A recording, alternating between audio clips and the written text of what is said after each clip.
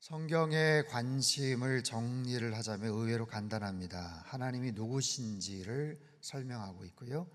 그리고 인간이 어떤 존재인지를 말하고 있습니다. 하나님께서 그 인간들을 위해서 무엇을 하시는지, 또 인간이 하나님을 만나면 어떤 일들이 벌어지게 되는지, 이에 대한 수많은 이야기들이 소개가 되고 있습니다. 한 몇 주간 인간이 어떤 존재인지를 쭉 살펴봤다면 오늘부터는 예수님이 어떤 분이신지를 소개하고자 합니다. 오늘 본문에서 예수님은 세상의 빛이다 라고 말씀을 하세요. 세상의 빛이다. 세상은 빛이 필요한 곳이다 라는 의미겠죠.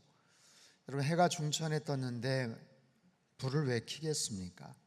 낮이 되면 불은 소용이 없어요. 빛이 필요하다는 것은 그곳에 어두움이 있다는 것이죠. 세상의 빛이라는 것은 세상은 이미 어둠 속에 잠겨져 있다라는 거예요. 여러분, 우리가 살아가는 이 세상 속에 얼마나 많은 어둠들이 있습니까? 근데 세상은 본래 어둠 가운데 가득 차 있었던 곳, 그곳에 하나님께서 빛을 창조하셨죠. 천지를 창조하신 하나님께서 빛이 있으라 라고 말씀을 하셨어요. 빛을 처음으로 지으셨습니다. 여기서의 빛은 태양을 말하는 것이 아니에요.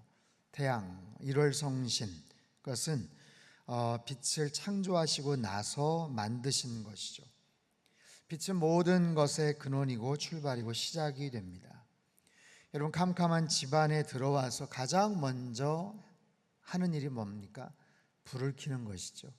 아무리 급한 일이 있고 또 중요한 일이 있어도 먼저 불을 켜야 돼요.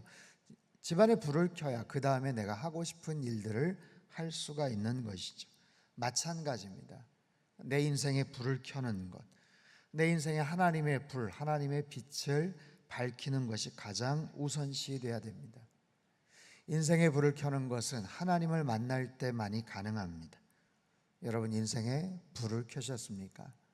지금까지 오시면서 그 하나님의 빛을 따라서 오셨습니까? 그 빛 안에서, 그 빛을 따라서 우리들은 제대로 된 인생을 살아갈 수가 있다라는 것이죠. 예수님께서 세상의 빛이라고 말씀을 하세요. 그리고 그 말씀을 증명코자 오늘 본문에서는 앞을 보지 못하는 한 사람을 치유하시는 장면이 소개가 돼요. 어떻게 치유하시는가? 어떻게 그분이 빛이 되시는가? 거기에 담긴 영적인 교훈을 살펴보도록 하겠습니다. 자, 예수님이 만난 한 눈먼 사람이 있어요. 그가 누구인가? 오늘 본문 1절에서 3절까지 말씀을 같이 한번 읽도록 하겠습니다. 시작. 예수께서 길을 가실 때에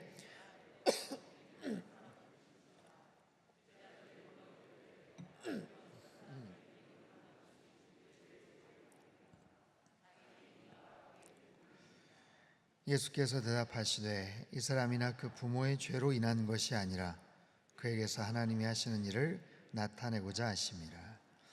자, 본문에 나오는 이 주인공은 날 때부터 눈이 먼 그런 사람입니다. 태어나면서부터 장애를 가지고 태어난 사람, 한 번도 사물을 본 적이 없는 그런 사람이에요. 대단한 육체적 고통 가운데 살아왔던 사람이죠. 오늘 보면 8절에 의하면 그가 앉아서 구걸한 사람이다. 구걸했던 사람, 구걸하지 않으면 생계를 이어갈 수 없는 그런 사람, 즉 경제적인 고통 가운데 있는 사람이에요. 하지만 이 사람은 육체적인 또 경제적인 고통만이 아니라 또 다른 고통을 갖고 있었습니다. 그것이 무엇입니까? 영적인 고통이에요. 제자들이 예수님께 물어봅니다. 이 사람이 맹인으로 태어난 이유가 뭡니까? 누구의 죄 때문입니까? 부모의 죄입니까? 아니면 본인의 죄입니까?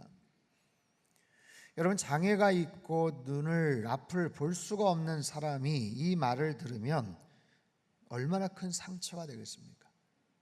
앞을 볼 수 없다는 것은 여러 가지 이유 때문에 그렇습니다.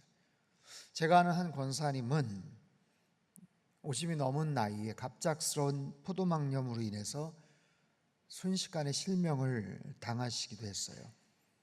엄청난 비극을 경험하게 됩니다. 그 엄청난 비극이 본인의 의지와 상관없이 때로는 어떤 사고로, 때로는 어떤 후천적인 원인에 의해서 벌어지기도 합니다. 그런데 본문의 주인공에 대해서는 죄로 인해서라고 단정을 짓습니다.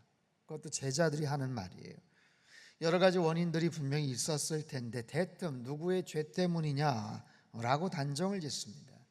이 질문에서 우리는 무엇을 알 수 있는가? 이 병자는 전혀 긍휼히 여김을 받지 못했다라는 사실, 돌봄과 관심을 받지 못했어요. 저 사람은 무슨 죄 때문일 거다. 여러분, 그렇게 단정을 지으면요, 저 사람이 짓는 모든 고통은 받아도 싸다라는 거예요. 그것은 하나님의 벌이다, 자업자득이다, 자기의 잘못 때문에 그렇다라는 의식이죠. 여러분, 이 무서운 편견을 보십시오. 살아가면서 누군가에게 이런 잘못된 평가와 판단을 할 수가 있어요. 이것은 우리의 악함 때문이기도 하고 우리의 무지 때문이기도 합니다. 사실 이 사람들의, 이 제자들의 이런 악담이나 편견도 안타깝지만 더 안타까운 것은 그 눈먼 사람이 갖게 될 패배의식과 절망감입니다. 그 질병에 대해서 사람들이 이렇게 생각하듯이 그 사람도, 그 환우도, 그 병자도 그렇게 인정을 해버릴지 모른다는 거예요. 본문의 그 주인공은 아마도 그런 마음을 갖고서 그저 앉아서 구걸을 하며 살았을 겁니다. 자신의 인생에 대해서 아무런 기대나 소망 없이 자신의 인생을 한탄하며 그렇게 하루하루 살았겠죠. 사랑하는 성도 여러분, 우리가 이처럼 때론 뭔가를 몰라서 아니면 우리의 편견 때문에, 악한 마음 때문에 누군가를 함부로 평가하거나 단정 지을 수 있다는 거예요. 겉모습만 보고 아니면 어떤 한두 가지 행동만을 보고 자기가 겪은 일부분으로 그 사람의 모든 삶을 함부로 단정 짓기도 합니다. 함부로 폄하하기도 합니다. 그 반대 입장에서 나의 어떤 신체적 장애나 핸디캡을 보면서 지레 자포자기하거나 패배의식에 사로잡힐 수가 있어요. 누군가의 말이나 시선으로 인해서 절망하거나 낙심해 버릴 수가 있다는 거예요. 여러분, 함부로 사람들을 평가하거나 판단하지 않게 되기를 바랍니다. 또한 누군가의 수군거림으로 인해서 절망하거나 열등감에 사로잡히지 않게 되기를 바랍니다. 오늘 보면 3절에서는요, 죄라는 단어와 하나님이 하시는 일이란 단어가 서로 대비가 되고 있어요. 사람들은 그를 보면서 죄를 떠오르지만 예수님은 하나님이 하실 일을 생각하십니다. 사람들은 그를 보면서 죄 많은 인간이야, 무가치한 인간으로 치부해버리지만 예수님은 그를 보면서 하나님이 행하실 어떤 일들을 생각하신다는 거예요.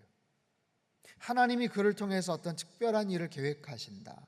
하지만 여러분, 착각하면 안 됩니다. 하나님께서 어떤 특별한 일을 위해서 그 사람을 날 때부터 맹인이 되게 하셨나? 그것은 절대로 아니에요. 여러분, 성경 어디에도 하나님은 당신의 뜻을 이루기 위해서 일부러 누군가를 고통스럽게 만들고 불행하게 만드시면서까지 이러시지 않습니다. 이 말은 어쩔 수 없는 불행이지만 그것을 통해서도 하나님은 놀라운 일을 나타내신다는 의미예요. 자, 하나님의 일이 과연 무엇일까? 주님은 바로 그 하나님의 일을 하기 위해서 이 땅에 오셨죠.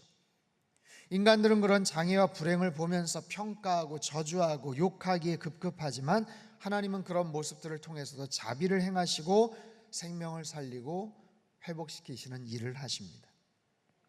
우리는 질문합니다. 애초에 그런 일이 없었다면 얼마나 좋았을까? 하나님이 미리 막아주셨다면 얼마나 좋았을까? 나면서부터 맹인처럼, 태어나면서부터 장애를 갖거나 착하고 선한 사람들이 당하는 그 불의의 사고들을 하나님께서 미리 막아주셨다면 얼마나 좋았을까? 우리는 그런 질문들을 참 많이 합니다. 여러분, 그렇습니다. 세상은 공평하지 않습니다. 공평하지 않아요. 왜 누구는 어려움을 갖고 태어나거나 고통을 당하면서 그렇게 살아야 될까요? 그건 너무나도 공평하지 않습니다. 하지만 장애뿐일까요? 우리가 처해 있는 환경은 너무나도 다릅니다. 왜 어떤 사람은 금수저로 태어나고 어떤 사람은 흙수저로 태어납니까? 왜 어떤 사람은 북유럽 같은 선진국에서 태어나고 왜 어떤 사람은 아프리카 밀림이나 가난한 필리핀의 쓰레기 마을에서 태어납니까? 왜 어떤 사람은 태어날 때부터 노래를 잘하고 목소리가 좋아서 뛰어난 가수가 되고, 왜 누구는 태어나면서 체격이 좋아서 키도 크고 근력과 순발력이 좋아서 운동선수에게 적합하고 가진 재능이 많아서 우월한 능력을 발휘를 합니까? 여러분, 이처럼 이 땅에는 수많은 차이가 있어요. 많은 차이가 있습니다. 그 모든 차이를 우리는 차별이라고 말하지는 않습니다. 분명히 다른 차이가 있죠. 분명히 공평하지 않은 그런 모습들이 존재합니다. 이번 여름 수련회에 오시는 김병삼 목사님이 쓰신 치열한 복음이라는 책에 보면 이런 내용이 나옵니다. 1960년 70년대 테니스로 명성을 펼치던 아서 에시라는 흑인 선수가 있어요. 그는 테니스 선수의 꿈인 그랜드슬램을 3번이나 달성을 했고 윈블던에서도 우승을 합니다. 그런 아서 애쉬가 갑작스러운 심장마비로 2번이나 수술을 받습니다. 그리고 수술 과정에서 수혈을 받다가 에이즈에 감염이 돼요. 그리고 안타깝게도 50살은 젊은 나이 1993년에 세상을 떠나게 되죠. 그가 에이즈에 걸렸을 때 수많은 팬들이 응원 편지를 보냈어요. 그 중에 한 명이 그에게 이렇게 물었습니다. 하나님은 왜 당신에게 그같이 나쁜 병에 걸리게 했을까요? 너무 아쉽니다. 이해할 수가 없습니다. 참 속상합니다. 아서의 씨가 에이즈와 심장병도 하나님의 뜻으로 받아들이겠다고 하자 이런 질문을 한 거예요. 여기에 대해서 아서의 씨가 이런 답을 합니다. 전 세계 5천만 명의 어린이들이 테니스를 칩니다. 그 중에 500만 명이 테니스를 정식으로 배웁니다. 그 중에 50만 명이 직업 선수가 됩니다. 그 중에 5만 명이 리그전에 참여합니다. 그 중에 5천 명이 그랜드슬램 대회에 참여할 자격을 얻습니다. 그 많은 사람 중에 불과 50명만이 윈블던에 참여할 자격을 얻습니다. 그 중에 단 4명이 준결승에 진출하고 2명이 결승전에 오릅니다. 마침내 제가 윈블던 우승컵을 들었을 때 저는 하나님께 하나님 왜 접니까? 라고 묻지 않았습니다. 인생을 살면서 우리는 수없이 많은 축복을 얻습니다. 하지만 어느 누구도 그 축복에 대해서 왜 하나님 접니까? 라고 질문하지 않습니다. 내가 왜 이런 축복을 받아야 될까요? 질문하지 않습니다. 그러나 고난과 불행과 역경을 지날 때면 누구든 왜냐고 수없이 질문을 합니다. 아서의 씨는 자신이 축복에 대해서 왜냐고 질문하지 않았듯 이 실패와 재앙에 대해서도 왜냐고 묻지 않는 게 당연하다고 말합니다. 그저 잠잠히 받아들이고 순응할 뿐이라고 말합니다. 사랑하는 성도 여러분, 세상에는 수많은 부조리가 있습니다. 불공평한 일들이 얼마나 많은지 모릅니다. 국가나 사회적으로, 가정과 개인 사회도 수많은 모순과 고통과 부당한 사고 알 수 없는 고난들이 있어요. 그래서 세상은 불공평합니다. 모든 사람들이 똑같은 모습으로 똑같은 좋은 조건에서 태어나서 같은 출발선상에서 시작하지 않습니다. 살아가면서 얼마나 억울하고 속상하고 분통 터지는 일들이 많은지 몰라요. 하지만 우리가 분명히 알아야 될 것은 하나님은 공평하시다는 거예요. 세상은 공평하지 않지만 하나님은 공평하십니다. 예수님은 공평하시고 자비와 사랑에 차별이 없으시다는 거예요. 여러분, 이 사실을 꼭 기억하시기를 바랍니다. 그래야만 나를 둘러싼 수많은 현상들을 하나님의 관점으로 해석할 수 있게 되고요, 올바른 자기평가와 객관적인 정체성을 깨닫고 살아가게 돼요. 세상이 나를 바라보고 사람들이 나를 평가하는 그 기준이 아니라 그 기준은 각각 달라요. 때마다 달라요. 사람마다 다 달라요. 거기에 의해서 일희일비하거나 왔다 갔다 하지 마십시오. 대신 하나님, 나를 가장 정확하게 바라보시고 가장 긍휼한 마음으로 나를 사랑하시는 그 하나님을 바라보십시오. 하나님 말씀하세요. 사랑하는 아들아, 사랑하는 딸아, 내가 너를 무척이나 사랑한다. 너의 형편과 처지와 상황, 가진 모습과는 상관없이 너의 그 존재 자체를 내가 사랑하고 너의 모습을 통해서 나는 늘 뭔가를 기대하고 있어. 너는 잘할 거야. 너는 잘해낼 거야. 아무것도 염려하지 말고 내가 어디서든 너와 함께 할 것이고 너를 지켜주고 인도해 줄게 라고 말씀을 하세요. 여러분, 이 주님의 마음을 품고 이 세상 속에서 더욱더 용기와 힘을 내어 살아가시기를 주님의 이름으로 축원합니다. 자, 예수님께서 이 육체적인 어둠 가운데 사는 환자를 어떻게 고치시는지 한번 보십시오. 6절과 7절 말씀입니다. 같이 한번 읽죠. 시작. 이 말씀을 하시고 땅에 침을 뱉어 진흙을 이겨 그의 눈에 바르시고 이르시되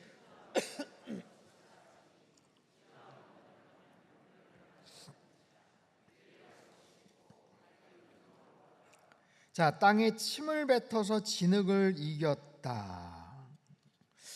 여러분, 아무리 예수님이라고 하시지만 좀 불결하지 않을까요? 좀 더러운 느낌이 들진 않을까요? 꼭 그래야만 하셨을까 싶기도 합니다. 여러분, 예수님의 침에 무슨 특별한 효능이 있어서 그런 것일까요? 그렇지 않아요. 뭐 벌에 쏘이거나 그러면 일시적으로 침을 바르기도 하죠. 효과가 있을지 모르겠지만 왜 그런 특이한 방법을 취하셨을까? 여러 가지 해석들이 있지만 분명한 사실은 두 가지. 첫 번째는 그 사람이 순종하는지를 보시기 위함이고, 두 번째는 더 많은 사람들에게 그가 드러나기를 원하셨다는 거예요. 여러분, 앞을 볼 수 없는 사람의 눈을 만진다는 것은 이거는 굉장한 결례입니다. 만약에 치료하는 행위가 아니라면, 권위를 가진 의사가 아니라면 함부로 만질 수가 없어요. 여러분, 앞을 볼 수 없는 사람의 눈 뿐이겠습니까? 여러 가지 장애가 있거나 자신의 핸디캡이 있거나 아픈 부위가 있다면 그런 부위들을 함부로 만질 수가 없는 거예요. 가장 민감한 부분입니다. 아픈 환자의 환부입니다. 다른 사람이 그것을 함부로 만진다는 것은 굉장한 실례요 불쾌한 행동입니다. 근데 예수님은 침을 뱉어서 아무리 그 사람이 깜깜한 상황에서 모른다고 하더라도 상당량의 침을 만들어서 진흙을 이겨서 그것을 그 눈 위에다가 철퍼덕 붙인 거예요. 여러분, 그 소경에게도 몹시 불쾌한 행동이고 불편하고 거부감이 나는 행동이죠. 여러분, 그 진흙은 어떻게 될까요? 시간이 지나면서 마른 그 날씨 기후에서 금방 딱딱해지겠죠. 안 그래도 앞을 보지 못해서 답답한데 진흙을 그 위에 발라놓으니 그게 마르면서 얼마나 불편하고 답답하겠어요. 근데 예수님 말씀하세요. 실로암 연못에 가서 그것을 씻으라. 여러분, 실로암 연못은 예루살렘 남동쪽, 동남쪽에 있는 연못을 말합니다. 오래전 히스기야 왕 시절에 아수르의 사네립 왕이 예루살렘을 포위하려고 했어요. 그 성을 포위해버리면 그들은 끝나는 거예요. 그래서 그 물의 근원이 되는 예루살렘 성 위쪽의 기혼샘에서 지하 수로를 팝니다. 오늘과 같은 무슨 건축학적인 특별한 장비가 있거나 특별한 어떤 도면이 있거나 그거 아니에요. 성 바깥에서부터 성 안으로, 왜냐하면 한참 동안 그 수비를 해야 되는 그런 상황이니까 급하게 보이지 않는 수로를 그 안으로 지하로 팠어요. 그 거리가 524m입니다. 지금도 있어요. 예루살렘에 가면 깊이는요 30에서 40m 정도의 지하 갱도입니다. 양쪽으로 것을 파들어갔어요. 무슨 굴착기가 있는 게 아니에요. 여기에서 여기까지 어떻게 있는지 정말 기적과 같은 그런 일입니다. 그런데 그 짧은 시간 안에 그들이 쳐들어오기 직전에 곡괭이를 가지고 정말 기적과 같이 양쪽으로 파고들고 마지막 부분을 만났을 때는 불과 몇십 센치 차이로 서로 간에 표시를 할 수 있었다는 거예요. 그리고 나서 사방에서 구멍이 뚫리고 마치 수로가 연결이 될 때 그들은 정말 하나님의 놀라운 기적임을 찬양했다라는 그런 기록이 나와요. 그 실로암 연못 수로는요, 예루살렘 성지를 가보신 분은 알겠지만 지금도 있어요. 굉장히 하지만 좁습니다. 길이 좁아요. 한 사람 겨우 다닐 수 있는 그런 길입니다. 폐쇄 공포증이 있는 분들은 조심하셔야 돼요. 왜냐하면 이게 50m, 100m가 500m를 그렇게 걸어갑니다. 그런 줄 모르고 갔어요. 처음에 깜짝 놀랐습니다. 답답해가지고 답답하더라고요. 중간에 빠져나올 수 없어요. 이게 그냥 원웨이입니다. 일방통행이에요. 어떻게 할 수가 없는 그런 곳이 아직도 남아있어요. 그래서 그 수로의 끝을 예루살렘 성 안에 연결을 시켜서 인공 연못을 만들어 기온샘의 물이 그곳에 홀로 들어올수록 합니다. 그것이 바로 실로암 연못이에요. 이 맹인은요, 예수님 말씀대로 순종을 합니다. 앞을 볼 수 없기 때문에 실로암 연못까지 가는 것이 굉장히 어려웠을 거예요. 더듬더듬 길을 물어가면서 더듬거리면서 그 앞까지 갔고 힘겹게 더듬거리면서 그 계단을 내려갔을 겁니다. 가면서 무슨 생각을 했겠어요? 수없이 많은 갈등과 생각을 하지 않았겠습니까? 내가 지금 뭘 하는 건가? 내가 지금 뭘 하는 건가? 내가 왜 여기를 지금 가는 건가? 여러분, 만약에 그 사람에게 분명한 믿음이 없다면 절대로 그 짓을 하지 않았을 거예요. 하지만 그는 끝까지 실로암 연못에 도착을 하고 그 물로 자기 진흙을 눈을 씻습니다. 예수님은요, 그 사람의 믿음을 요구하셔요. 순종하는 믿음, 끝까지 순종하는 믿음. 마치 나아만 장군이 요단강 7번 몸을 담글 때 바로 비슷한 그런 믿음입니다. 여러분, 가는 동안 그의 우스꽝스러운 모습은 더 많은 사람들에게 노출이 되었겠죠. 그 사람은 온 동네가 아는 그런 사람입니다. 그 사람 눈먼 것 모르는 사람이 없어요. 그런데 거기다가 눈덩이에 흙을 잔뜩 붙이고 가는 거예요. 저 인간 왜 저러지? 저 눈앞에 붙은 건 뭐야? 사람들의 시선을 끌기 충분합니다. 그가 어디로 가는지 왜 저러는지 알 수는 없지만 더 많은 사람들에게 알려지는 효과는 있습니다. 예수님의 의도는 뭘까요? 너의 약함을 드러내라는 거예요. 숨어서 갈 것도 없다, 몰래 갈 것도 없다. 너의 그 아픔을, 너의 병든 그 부분을 드러내라. 네가 어떤 아픔 가운데 있는지, 네가 어떤 어둠 가운데 있는지 더 많은 사람들에게 알려라 라는 의미입니다. 실로암이란 뜻은 보냄을 받았다라는 뜻입니다. 여러분, 실로암은 외부에서 내부로 생명을 연결해주는 수로입니다. 그 연못은 외부에서 물 공급이 안 되면 성 안에 있는 모든 사람들은 죽게 됩니다. 실로암은 그런 의미가 있어요. 그들의 젖줄이요, 생명줄이에요. 앞을 보지 못하는 맹인은 예수님의 말씀을 듣고 갑니다. 그 말씀 철석같이 믿고 갑니다. 나는 지금 누군가에게 보냄을 받았다라는 거예요. 누군가의 말씀에 순종하여 간다는 거예요. 세상의 빛이 되시는 그분의 보냄을 받고 실로암으로 간다. 나의 어둠을 물리치실 빛 되신 그분의 명령을 받고 보냄을 받고 실로암으로 간다. 은밀하게 치유되는 것이 아니라 소문내면서 치유되는 기적이었어요. 예수님이 세상의 빛으로 오심을 알리는 하나님의 어떤 영적 퍼포먼스와도 같습니다. 더 많은 사람들이 관심을 끌기 위한 그런 행동이죠. 그의 걸어가는 모습, 더듬거리며 실로암을 찾아가는 모습, 사람들은 조롱하고 비웃기도 하고 뭐 하는 짓이냐 안쓰러워하기도 했겠지만 그 맹인은 끝까지 믿음을 잃지 않고 말씀대로 순종합니다. 힘든 과정 거쳐 실로암까지 가서 자신의 눈에 덮여 굳어버린 진흙을 씻어냅니다. 그리고는 놀라운 기적을 체험합니다. 놀라운 기적을 체험합니다. 난생 처음 눈을 뜹니다. 난생 처음 연못에 비친 자신의 얼굴을 들여다봅니다. 반짝이는 햇빛과 푸른 하늘을 바라봅니다. 주변에 서 있는 사람들을 바라봅니다. 고개를 들어서 예루살렘의 아름다운 성전을 봅니다. 웅장한 성문을 바라봅니다. 사람들이 지나가는 모습을 봅니다. 자신이 소경이었음을 발견하고 놀라는 사람들의 표정을 바라봅니다. 태어나서 처음으로 눈에 들어오는 그 신비한 세상의 모습, 빛을 얻고 나서 비로소 깨닫는 아름다운 세상의 풍경을 바라봅니다. 새롭게 펼쳐진 그의 눈앞에 과거 상상할 수 없었던, 어둠 속에서 전혀 상상할 수 없었던 새로운 세상과 인생이 펼쳐집니다. 이것은 빛 되신 예수님을 만났기 때문에 벌어진 사건이에요.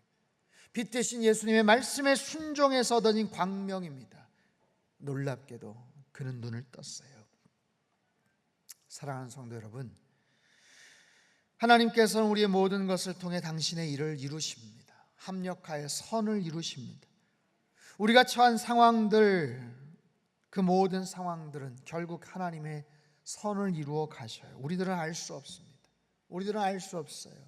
왜 하나님께서 우리 각자에게 다른 운명을 주셨는지 모릅니다. 왜 다른 사람들처럼 건강하지 못하는지 모릅니다.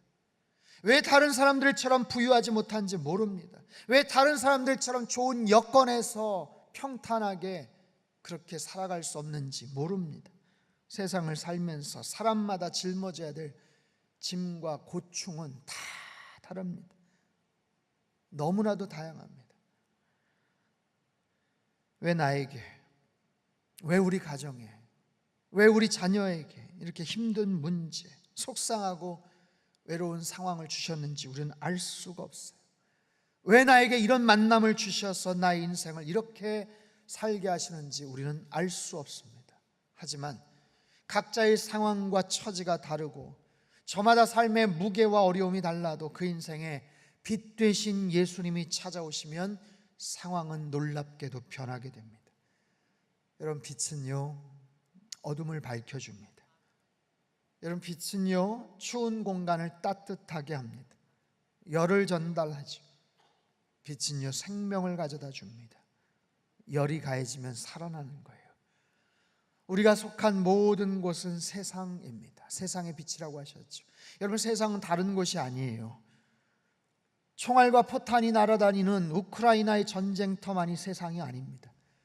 정치권의 공방이 치열하게 부딪히는 여의도의 국회만이 세상이 아닙니다. 일주일간 힘겹게 살아왔던 저와 여러분의 가정이 세상이고 직장과 일터가 세상입니다. 그 속에서 주님은 빛이 되어 주십니다. 도대체 풀리지 않는 갈등과 아픔이 있지만, 도무지 해결될 것 같지 않은 문제와 장벽이 있지만, 오랫동안 골치 아프게 했던 해묵은 고난이 있지만 그곳에 예수님은 빛으로 역사하실 거예요. 어떻게 해요?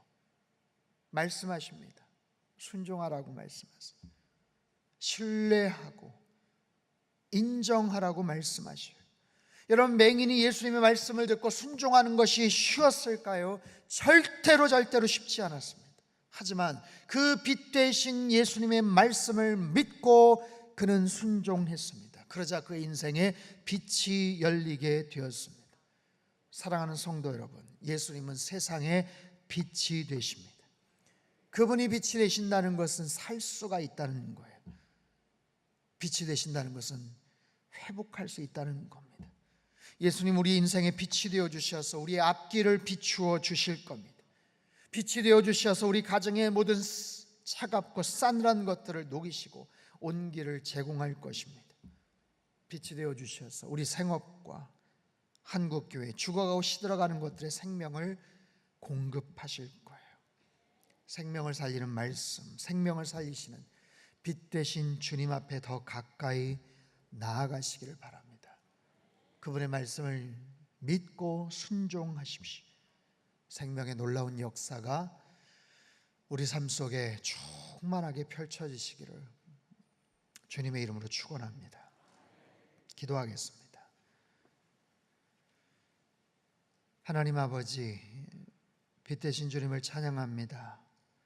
생명의 빛으로 역사해 주시고 그 빛이 우리의 삶 속에, 우리 일상에, 우리 가정과 일터와 모든 깨어지고 흐트러진 관계 속에 충만하게 임하셔서 빛 가운데 걸어가며 빛을 통해 새로운 광명을 보며 우리 인생이 날마다 주님의 뜻 안에서 아름다운 모습으로 펼쳐질 수 있도록 주님 도와주시옵소서. 길이요 진리요 생명 되시고 우리 인생의 세상의 빛 되시는 존귀하신 예수님의 이름으로 기도합나이다. 아멘.